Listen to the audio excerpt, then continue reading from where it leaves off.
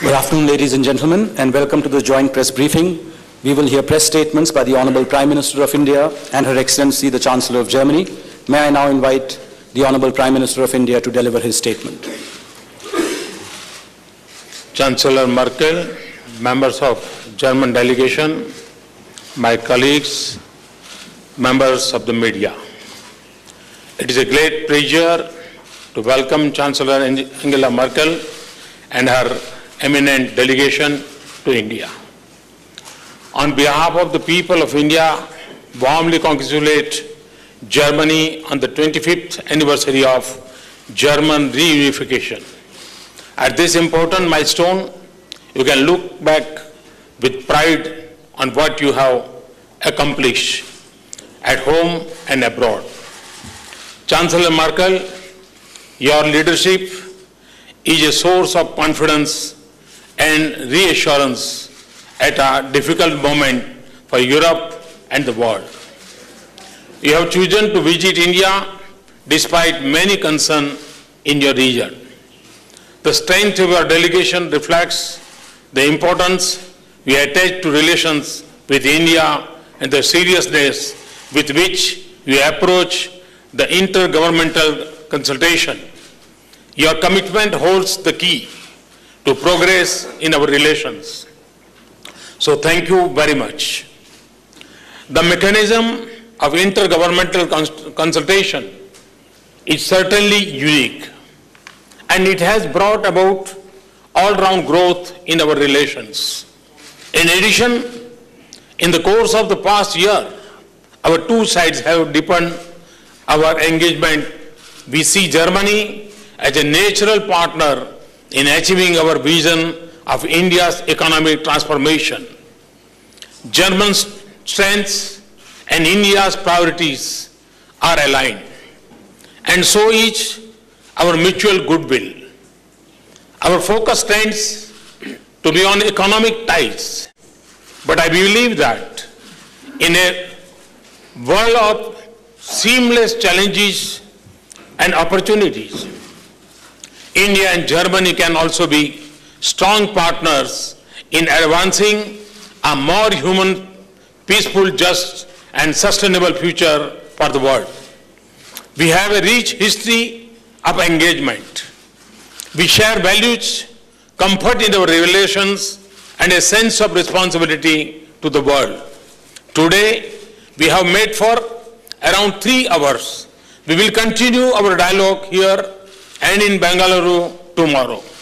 I was very pleased with our discussions and the broad range of outcomes. German response to our development agenda is very encouraging. We can look forward with confidence to increase investment, trade and technology partnerships in manufacturing infrastructure and skill development.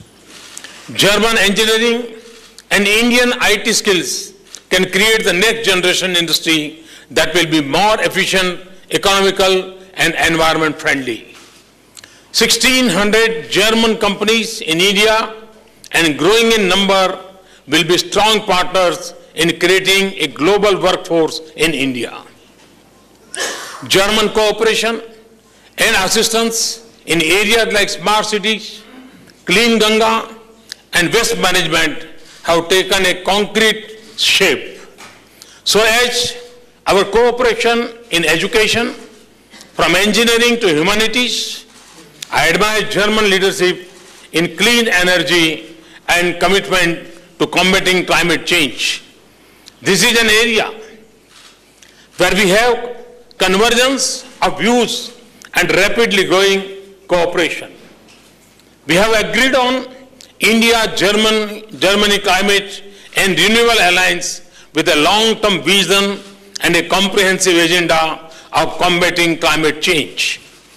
I place great value on Germany's assistance of over 1 billion euros for India's green energy corridor and a new assistance package of over 1 billion euros for solar projects in India. We also intend to deepen research cooperation in clean and renewable energy and energy efficiency. To contain temperature rise, we must also change our temperament. We look forward to a concrete outcome at COP21 in Paris that strengthens the commitment and the ability of the world, especially of poor and vulnerable countries, to transition to a more sustainable growth path. Our partnership will also grow in areas like defense, manufacturing, trade in advanced technology, intelligence, and countering terrorism and radicalism. These are important security dimensions of our expanding relationship. I welcome Germany's strong support for India's membership of the international export control regimes. As we discuss in the G4 summit in New York, Chancellor and I are committed to pursue reforms of the United Nations, especially the Security Council. We have a common perspective on this region, the turbulence in West Asia, Europe's challenges, and shaping a peaceful and stable Asia-Pacific and India-Ocean region. I especially thank her for Germany's invaluable support for peace, security, and development in Afghanistan. Finally, a very special word for gratitude to Chancellor Merkel and the people of Germany for the return of the 10th century statue of Durga in her Mahishasur-Mardini avatar from Jammu and Kashmir. She is a symbol of the victory of good over evil. This also suggests that in this age of transition and turmoil, India-Germany partnership will be a force of good for the world. It is a saying common to both our cultures that friendship is a plant that needs to be watered.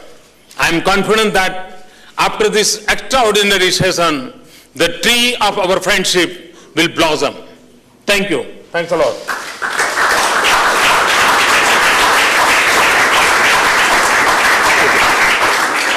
May I now invite Her Excellency Chancellor to deliver her statement. Ja, sehr geehrter Prime Minister, dear Mr. Modi, ladies and gentlemen, allow me to thank you first and foremost for the very gracious hospitality with which you received me and the members of my delegation, and for the very good talks we had during the intergovernmental consultations and also the quality of the bilateral talks. We have come to India on this occasion of the third intergovernmental consultations. We believe that that is a format that has proved itself and that underlined and underscored yet again the great intensity of our relationship. You were the guest country of the Hanover Fair. You presented your Make in India initiative, and in between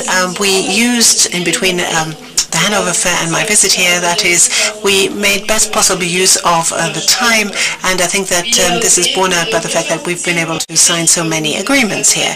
The economic relations obviously are of great importance.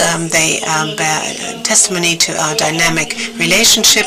We are very gratified to know that representatives of our SMEs are very welcome here in India. We already have 1,500 German companies that are working here in India, but you are ambitious in your targets, and you said you invite more German companies to come here, and indeed they will gladly, I think, take this up. I was very glad that we were able to sign this fast-track agreement here today, so that the speed with which you provide licenses to companies to set up business here is increased. I think that's a very important point to our businesses. There were a number of areas where we agreed, of other areas where we signed agreements, greatly enhancing our cooperation, not only in the economic area, but also in the scientific field, the technological field, in vocational training and education.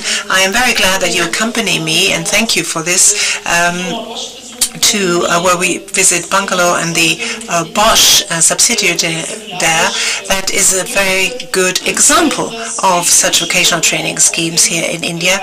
We would like many other companies to follow suit, also Indian companies, to learn from this model, because we know how many young people here in India need highly skilled jobs. After all, you have a very different demographic development from Germany here.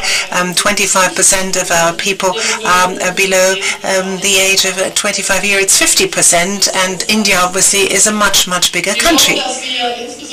So we believe that particularly as regards digitization of industry and the great experience that India has in the software area in digitization will help us as regards setting up Industry 4.0, this growing together of the world at large. And I think that there is great room for further common projects. India is #1 country for development cooperation schemes. It shows where the priorities are, the potential for further development, but also that there is still quite a lot to do.